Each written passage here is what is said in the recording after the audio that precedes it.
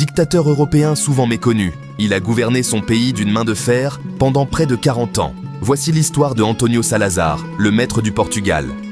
Né en 1889 dans une famille catholique, Salazar a été formé dans les valeurs traditionnelles avec une profonde foi catholique. Après des études en économie, il se lance en politique et devient ministre des Finances en 1928. Très vite, il montre sa capacité à stabiliser l'économie du pays et consolide son influence. Il devient officiellement président du gouvernement portugais en 1932.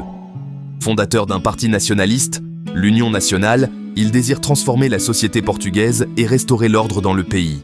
En 1933, il met en place l'Estado Novo, en français l'État nouveau, un régime qui mélange autoritarisme et nationalisme, inspiré d'autres régimes fascistes européens comme l'italien Benito Mussolini, que Salazar admire.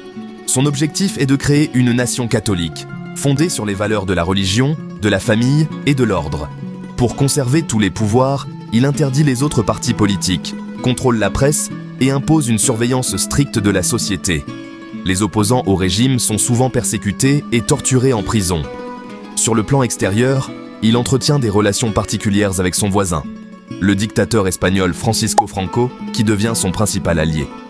Ensemble, ils font front commun contre le communisme.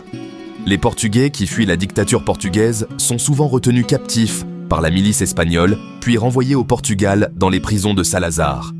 L'un des aspects les plus fascinants de sa dictature est son style de gouvernance, qui se distingue des autres dictateurs par une approche plus discrète et moins spectaculaire.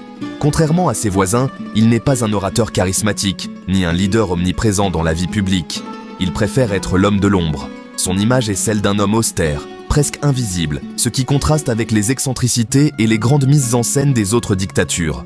Dans les années 60, le régime salazariste se fragilise avec les guerres décoloniales en Angola, au Mozambique et en Guinée.